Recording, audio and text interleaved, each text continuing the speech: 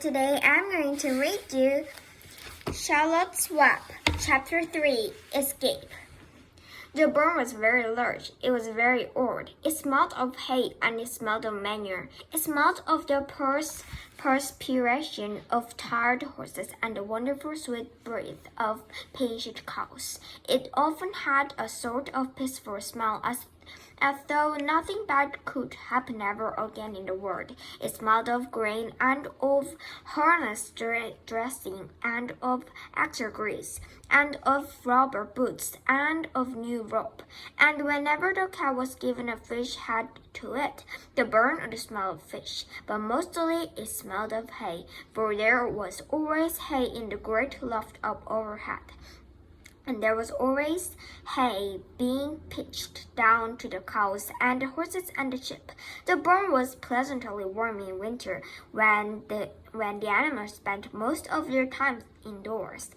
And it was pleasantly cool in summer when the big door stood wide open to the breeze. The barn had stairs on the main floor for the workhorses, tied-ups on the main floor for the cows, a shepherd down below the sheep, a pig pen down below for Wilbur, and it was full of all sorts of things that you find in barns: ladders, grindstones, pitchforks, monkey wrenches, scythes, lawnmowers, snow shovels, axe handles, milk pails, water buckets, empty grain sacks, and rusty red taps. It was kind of barn that swallows like to build their nests in. It was the kind of barn that children like to play in. And the whole thing was owned by Fran's uncle, Mr. Homer L. Zuckerman.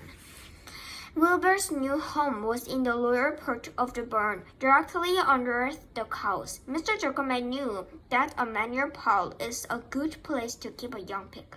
Pigs need warmth, and it was warm and comfortable down there in the barn cellar on the south side. Fran came almost every day to visit him. She found an old milking stool that had been discarded, and she placed the stool in the shepherd for next to Wilbur's pen. Here she sat quietly during the long afternoons, thinking and listening and watching for Wilbur. The sheep soon got to know her aunt and trust her. So did the geese who lived with the sheep. All the animals trusted her. She was so quiet and friendly. Mr. Zuckerman did not allow to take Wilbur out, and he did not allow her get into the pig pen. But he told Fran that she could sit on the tool and watch Wilbur as long as she wanted to. It made her happy just to be near the pig, and it made Wilbur happy to know that she was sitting there, right outside his pen. But he never had any fun. No walks, no rides, no swims. One afternoon in June, when Wilbur was almost 2 months old, he wandered out into his small yard outside the barn. Fran had not arrived for her usual visit, but Wilbur stood in the sun feeling lonely and bored. There's never anything to do around here, he thought. He walked slowly to his food through the sniffed to see if anything had been overlooked at lunch. He found a small strip of potato skin and ate it. His back itched, so he leaned against the fence and rubbed against the boards. When he tired of this, he walked indoors, climbed to the top of Mayor Pop, and sat down. He didn't like going to sleep. He tired of lying down. I'm less than 2 months old, and I'm tired of living, he said. He walked out to the yard again. When I'm out here, he said. There's no place to go but in. When I'm indoors, there's no place to go but out in the yard. That's where you are wrong, my friend, said a voice. Wilbur looked through the fence and saw the goose standing there. You don't have to stay in that dirty little yard, said the goose, who talked rather fast. One of the boards is loose. Push on it. Push on it, and come on out. What? Said Wilbur. Say slowly. At the risk of repenting myself, said the goose. I suggest that you come on out. It's wonderful out here. Did you say your bird was loose? That I did, said the goose. Wilbur walked up to the fence and saw that the goose was right. One bird was loose. He put his head down, shut his eyes, and pushed. The bird gave way. In a minute, he had squeezed through the fence and was standing in the long grass outside his yard. The goose chuckled. How does it feel to be free? She asked. I like it, said Wilbur. That is, I guess I like it. Actually, Wilbur felt queer to be outside his fence with nothing between him and the big world. Where do you think I'd better go? Anywhere you like, said the goose. Go down through the orchard, root up the sod. Go down through the garden, dig up the radishes, root up everything, eat grass. Look for corn, look for oats, run all over, skip and dance, jump and prance. Go down through the orchard and store in the woods. The world is a wonderful place when you're young. I can see that, replied Wilbur. He gave a jump in the air, ran a few steps, stopped looking around, sniffed the smells of afternoon, and then set off walking down through the orchard, pausing in the shade of an apple tree. He put a strong note into the ground and began pushing, digging, and rooting. He felt very happy. He had plowed up quite a piece of ground before anyone noticed him. Mrs. Zuckerman was the first to see him. She saw him from the kitchen window, and she immediately shouted for the man. Homer! She cried. Pigs out! Lurvy! Pigs out! Homer! Lurvy! Pigs out! He's down there under that apple tree. Now the trouble starts, thought Wilbur. Now I will catch it. The goose heard the rocket and she too started howling. Run, run, run downhill, make for the woods. The woods, she shouted to Wilbur. They will never, never, never catch you in the woods. The cocker spaniel heard in commotion, and he ran out from the barn to join the chase. Mr. Zuckerman heard, and she came out of the machine shed where he was mending a tool. Lurby, the hard man, heard the noise and came up from the asparagus patch where he was pulling weeds. Everybody walked toward Wilbur, and Wilbur didn't know what to do. The woods seemed a long way off, and anyway, he had never been down there in the woods and wasn't sure he would like it. Get around behind him, Lurby, said Mr. Zuckerman, and drive him toward the barn.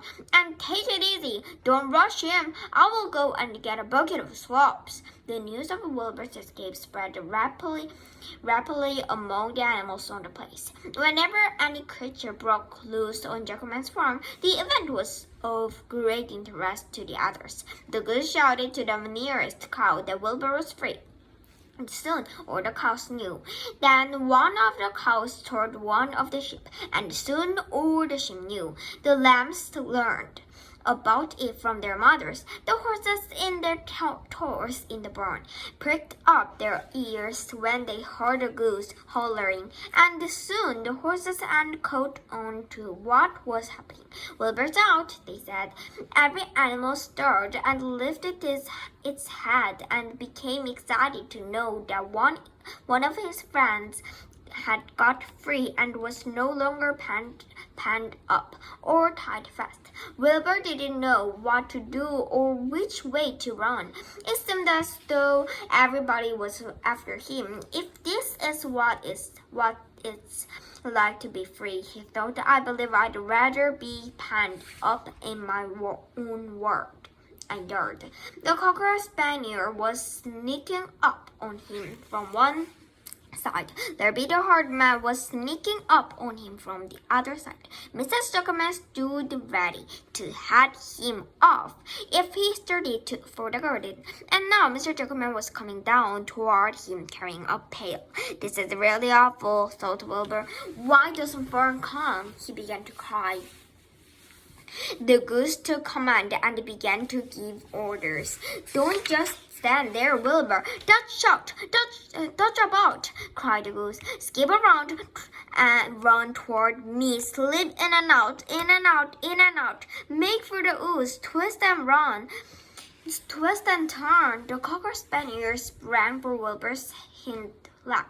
Wilbur jumped and ran. Lurby reached out and grabbed. Mrs. Jokerman screamed at Lurby. The goose cheered for Wilbur. Wilbur dodged between Lurby's legs. Lurby missed Wilbur and grabbed the spaniel instead. Nicely done! Nicely done! Cried the goose. Try it again! Try it again! Run downhill, suggested the cows. Run toward me! Yelled the gander. Run uphill! Cried the sheep. Turn and twist! Honked the goose. Jump and dance! Said the rooster. Look out for Lurby, called the cows. Look out for the Jokerman, yelled the gander. Watch out for the dog, cried the sheep. Listen to me, screamed the goose. Poor Wilbur was dazed and frightened by this hullabaloo. He didn't like being the center of all this fuss. He tried to follow the instructions his friends were giving him, but he couldn't run downhill and up at the same time, and he couldn't turn and twist when he was jumping and dancing. And he was crying so hard he could barely see anything that was happening. After all, Wilbur was a very young pig, not much more than a baby, really. He wished Fern were there to take him in her arms and comfort him. When he looked up and saw Mr. Jokerman standing quite close to him, holding a pail of warm soups, he felt relieved. Warm milk, potato skins, watermelons, Kellogg's cornflakes, and a popover left from the Jokerman's breakfast. Come, pig, said Mr. Jokerman, tapping the pail. Come, pig. Wilbur took a step toward the pail. No, said the goose. It's the old pail trick, Wilbur. Don't fall for it. He's trying to lure you back into captivity. He's appealing to your stomach. Wilbur didn't care. The food smelled appetizing. He took another step toward the pail. Pig, said Mr. Jokerman in a kind voice, and began walking slowly toward the barnyard, looking all about him innocently, as if he didn't know that a little wire pig was following along behind him. You will be sorry, called the goose. Wilbur didn't care. He kept walking toward the pail of slops.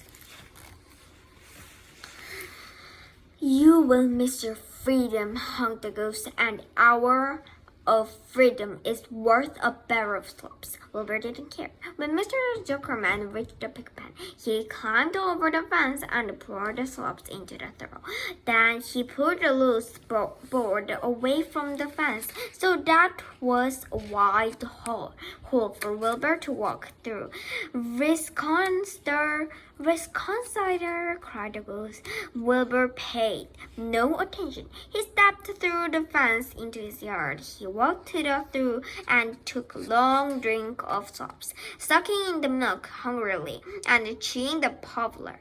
It was good to be home again. While Wilbur ate, Lurby fetched a hammer and some 8-penny nails nailed the board in place. Then he and Mr. Jokerman leaned lazily on the farm. Then Mr. Jokerman scratched Wilbur's back with a stick. He's quite a pig, said Lurby. Yes, he will make a good pig, said Mr. Jokerman. Wilbur heard words of praise. He felt the warm milk inside his stomach. He felt the pleasant rubbing on the stick along his itchy back. He felt peaceful and happy and sleepy. This had been a tiring afternoon. It was still only about 4 o'clock, but Wilbur was ready for bed. I'm really too young to go out into the yard alone, he thought as he lay down. Bye.